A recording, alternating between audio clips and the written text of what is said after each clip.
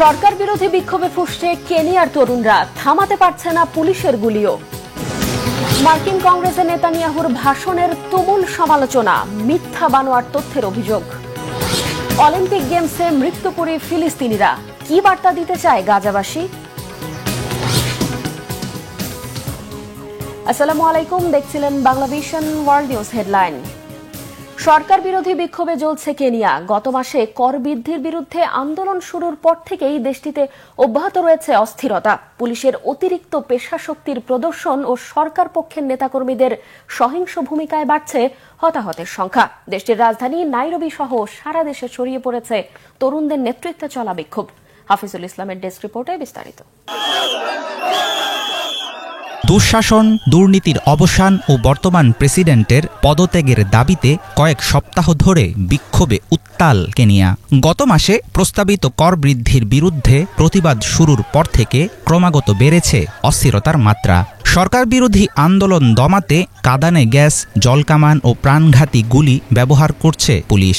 যুদ্ধক্ষেত্র হয়ে ওঠার পরেও নিজেদের অবস্থান থেকে পিছু হটছে না দেশটির তরুণ প্রজন্ম ও সাধারণ জনতা। কেনিয়ার রাজধানী নাইরোবি সহ দেশটির বিভিন্ন শহরে চলছে বিক্ষোভ। ক্রমেই বাড়ছে আইন শৃঙ্খলা রক্ষাকারী বাহিনীর সঙ্গে সংঘর্ষের ঘটনা। সেই সাথে পাল্লা দিয়ে বৃদ্ধি পাচ্ছে হতাহতের সংখ্যা। কেনিয়ার জাতীয় মানবাধিকার কমিশনের তথ্য বলছে, জুন মাস থেকে শুরু হওয়া অস্থিরতায় নিহতের সংখ্যা ছাড়িয়েছে 50-এর ঘর। গত 16 জুলাই পুলিশের গুলিতে মারা গেছে আরও 4 জন, রয়েছে এমন অভিযোগ। চাপিয়ে দেয়া বাড়তি ট্যাক্স প্রস্তাবের বিরুদ্ধে প্রথম প্রতিবাদে নামে হতাশাগ্রস্ত তরুণ কেনিয়ানরা। প্রায় $3 বিলিয়ন সংগ্রহের লক্ষ্যে একটি বিতর্কিত বিল নিয়ে চলছিল তোলপাড়। ব্যাপক আপত্তি সত্ত্বেও 25 জুন বিল পাশ হওয়ার পর কেনিয়ার পার্লামেন্টে হামলা চালায় আন্দোলনকারীরা। আগুন ধরিয়ে দেয়া হয় ভবনের একাংশে। সেদিন পার্লামেন্টের বাইরে মারা যায় বেশ কিছু মানুষ। এরপর থেকেই বড় আকার ধারণ করে বিক্ষোভের মাত্রা। 2022 সালে শ্রমজীবী মানুষের জন্য কাজ করার প্রতিশ্রুতি দিয়ে কেনিয়ার প্রেসিডেন্ট নির্বাচিত হন উইলিয়াম রুটো। তিনি ক্ষমতায় আসার পর এটাই সবচেয়ে বড় বিক্ষোভ। তরুণদের নেতৃত্বে চলা এই আন্দোলনে খুব পরিকল্পিত কোনো কার্যক্রম নেই। শক্তিশালী নেতার অভাবে সন্ত্রাসীরাও ঢুকে পড়ছে সাধারণ আন্দোলনকারীদের মাঝে। সহিংসতা ও লুটতরাজের মধ্য দিয়ে তারা তৈরি করছে ভয়ের পরিবেশ। আন্দোলন সমন্বয়কারীদের অভিযোগ, বিশৃঙ্খলা তৈরির পেছনে হাত আছে সরকারপন্থী রাজনীতিবিদদের।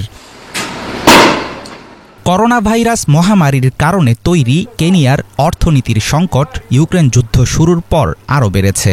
টানা কয়েক বছর ধরে দেশটিতে চলছে তীব্র খরা। ভয়ঙ্কর হারে কমেছে ফসলের উৎপাদন।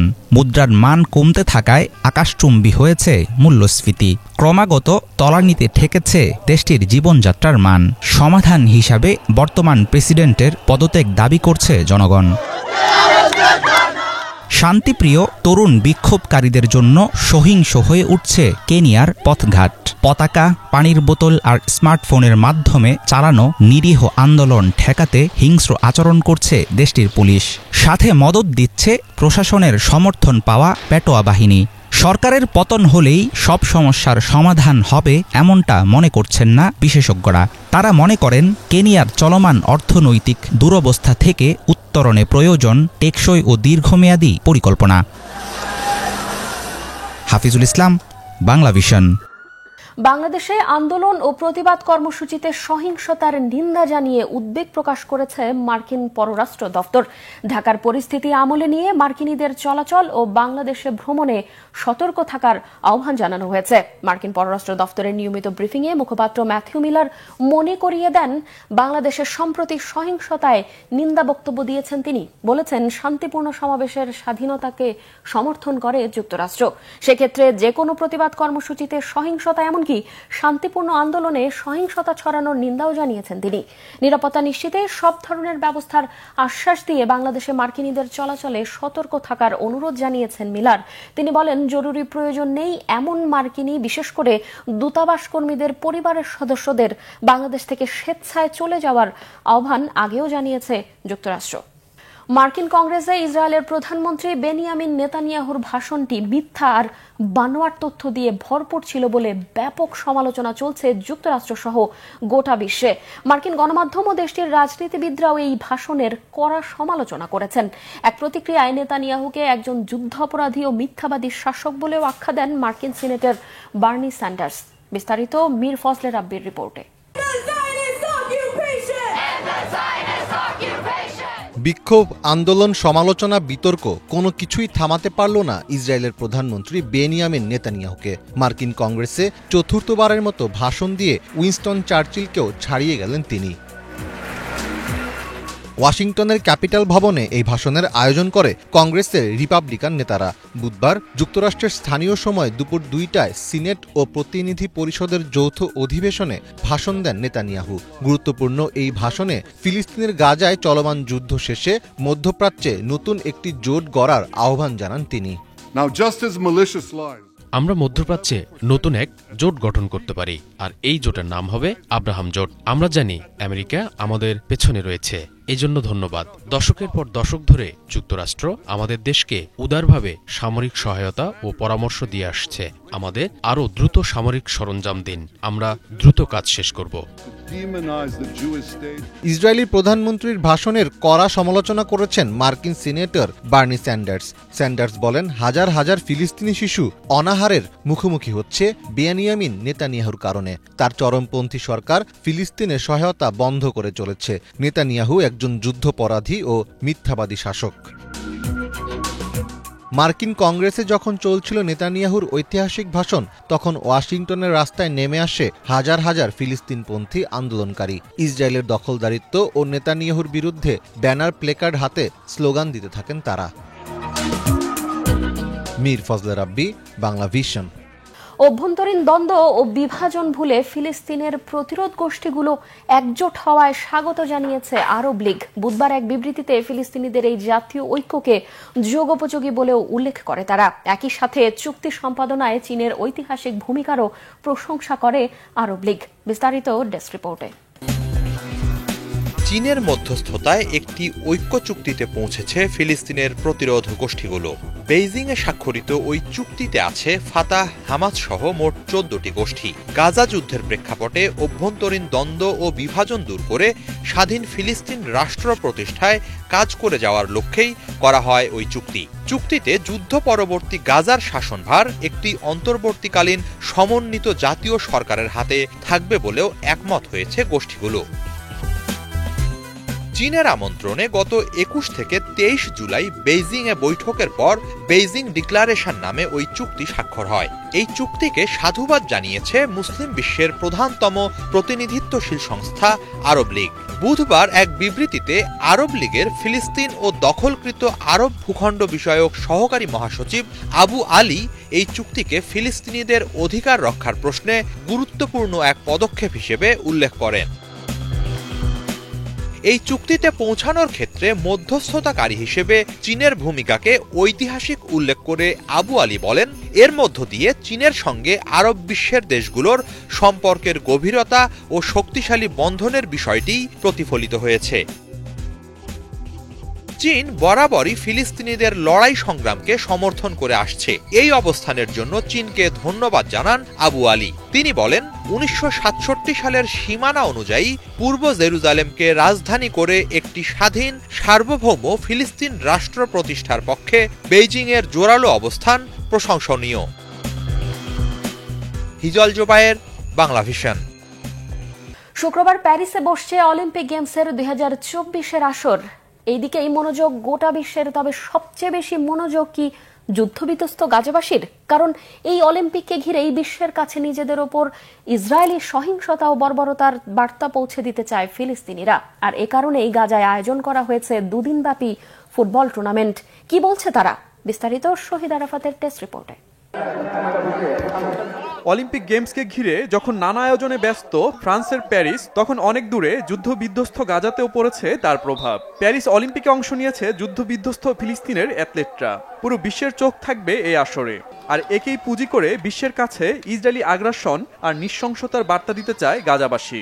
তাই তো অলিম্পিক গেমস শুরুর আগের দিন ধ্বংসস্তূপের উপরই আয়োজন করে 2 দিনের ফুটবল টুর্নামেন্ট। যে কোনো সময় মাথার উপর পড়তে পারে বোমা, তা জেনেও খেলার মাঠের আনন্দটুকু পুরোটাই উপভোগ করতে চায় তারা।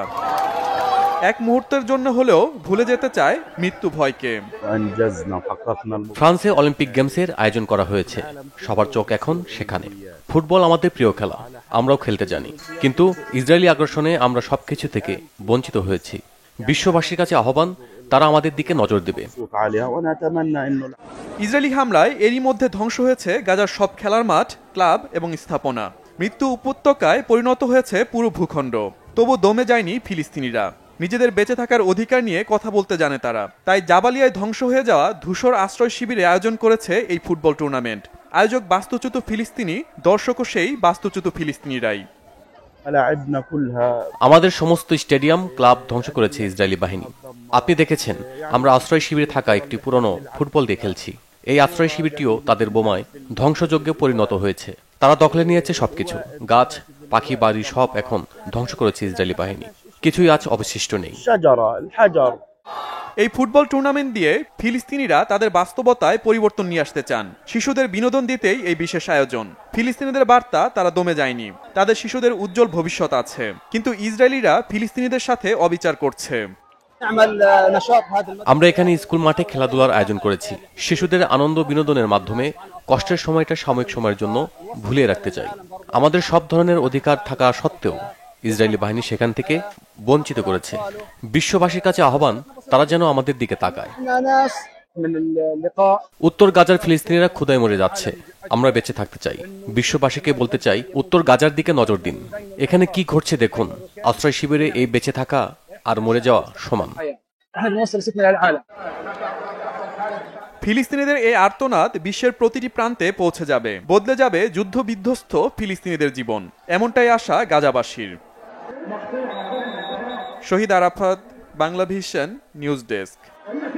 গণতন্ত্র রক্ষায় জাতীয় ঐক্যের আহ্বান জানিয়ে আসন্ন নির্বাচনে সম্ভাব্য প্রার্থী কমলা হ্যারিসের প্রতি শুভকামনা জানিয়েছেন মার্কিন প্রেসিডেন্ট জো বাইডেন। দেশ ও দলের স্বার্থে কমলাকে সমর্থন দেওয়ারও আহ্বান জানিয়েছেন তিনি। আগামী নভেম্বরে প্রেসিডেন্ট নির্বাচন থেকে প্রার্থিতা প্রত্যাহারের পর এই প্রথম জাতির উদ্দেশ্যে ভাষণ দিলেন বাইডেন। গণতন্ত্রের গুরুত্ব তুলে ধরে তিনি বলেন, রাজা নয়, এদেশের জনগণ শাসন করে।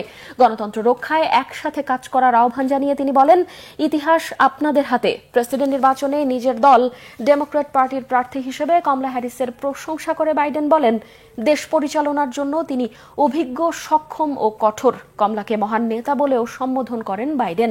গত বৃহস্পতিবার ডোনাল্ড ট্রাম্পকে প্রার্থী হিসেবে চূড়ান্ত মনোনয়ন দেয় রিপাবলিকান পার্টি। এরপরই জনমত জরিপে ট্রাম্পের তুলনায় পিছিয়ে থাকা বাইডেন নির্বাচনী দৌড় থেকে সরে দাঁড়ান। বাইডেন সরে যাওয়ার পরই জনমত জরিপে ট্রাম্পের সাথে হাড্ডাহাড্ডি টক্কর দিচ্ছেন কমলা। স্বাধীনতার চেষ্টা না চালাতে তাইওয়ানকে সতর্ক করে দিয়েছে চীন। এ ধরনের প্রচেষ্টা তাইওয়ানকে যুদ্ধের দিকে নিয়ে যাবে বলে হুঁশিয়ার করে দিয়েছে তারা। বুধবার চীনের স্টেট কাউন্সিলর তাইওয়ান বিষয়ক কার্যালয় জানায়, যুক্তরাষ্ট্রের ওপর ভর করে স্বাধীনতার পথে হাঁটার চেষ্টা তাইওয়ানের জন্য ভয়াবহ বিপদ নিয়ে আসবে। হিজল জুবায়েরের ডেস্ক রিপোর্টে বিস্তারিত। স্বশাসিত তাইওয়ানকে বরাবরই নিজের অংশ মনে করে চীন। অন্যদিকে নিজেকে সার্বভৌম ও স্বাধীন দাবি করে তাইওয়ান। জটিল পরিস্থিতি এড়াতে আনুষ্ঠানিকভাবে স্বাধীন রাষ্ট্র হিসেবে প্রতিষ্ঠিত হতে চায় তারা। এ লক্ষ্যে সাম্প্রতিক বছরগুলোতে যুক্তরাষ্ট্রের সঙ্গে ঘনিষ্ঠতা বাড়াচ্ছে তাইওয়ানের ক্ষমতাসীন দল ডেমোক্রেটিক প্রোগ্রেসিভ পার্টি ডিপিপি। নিয়মিত ওয়াশিংটনের কাছ থেকে অস্ত্র কিনে সামরিক সক্ষমতা বাড়াচ্ছে তারা। যুক্তরাষ্ট্র বলছে, তাইওয়ান আক্রান্ত হলে তারা পাশে দাঁড়াবে। অন্যদিকে যে কোনো মূল্যে তাইওয়ানকে নিজের সঙ্গে একীভূত করতে মরিয়া চীন। সব মিলিয়ে চীন তাইওয়ান উত্তেজনা ক্রমশ বাড়ছে। অস্থির হয়ে উঠছে তাইওয়ান প্রণালী। জটিল বাস্তবতায় সামরিক উপায়ে বা বহিরাগত কোনো শক্তির উপর নির্ভর করে তাইওয়ানের তথাকথিত স্বাধীনতা অর্জনের চেষ্টা না চালাতে ডিপিপিকে সতর্ক করেছে চীন। এতে করে তাইওয়ান সামরিক সংঘাতের মুখে পড়বে বলে হুঁশিয়ারি জানিয়েছে তারা। বুধবার বেইজিংয়ে নিয়মিত সংবাদ সম্মেলনে চীনের স্টেট কাউন্সিলের তাইওয়ান বিষয়ক কার্যালয়ের মুখপাত্র ঝু ফেংলিয়ান জানান, তাইওয়ানের স্বাধীনতার স্বপ্নে দিন দিন যুক্তরাষ্ট্রের ওপর নির্ভরতা বাড়াচ্ছে ডিপিপি। এতে করে তাইওয়ানবাসীর নিরাপত্তার ক্ষেত্রে হুমকি তৈরি করছে তারা। তাইওয়ানের তথাকথিত স্বাধীনতার নামে বেপরোয়াভাবে বহিরাগত শক্তির সাথে ঘনিষ্ঠতা বাড়াচ্ছে ডিপিপি, বৃদ্ধি করছে নিজেদের সামরিক সক্ষমতা, এতে করে তাইওয়ান প্রণালীতে উত্তেজনা বাড়াচ্ছে, নিরাপত্তা ঝুঁকি তৈরি করছে দেশপ্রেমিক তাইওয়ানবাসীর। ডিপিপির এ ধরনের তৎপরতা তাইওয়ানকে সম্ভাব্য যুদ্ধ পরিস্থিতির দিকে টেনে নিয়ে যাচ্ছে বলে সতর্ক করেন মুখপাত্র।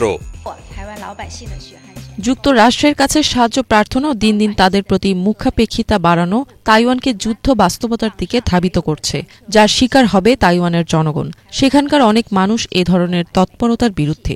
তারা খুব ভালো করেই জানে যুক্তরাষ্ট্র নির্ভরতা কেবল বিপদই বাড়াবে, আর জোরপূর্বক স্বাধীনতার পথে হাঁটা এক নিষ্ফল চেষ্টা। তাইওয়ানকে যুদ্ধের ভয়াবহতার দিকে ঠেলে দেওয়ার এই পথ থেকে আমরা ডিপিপিকে সরে আসার আহ্বান জানাচ্ছি।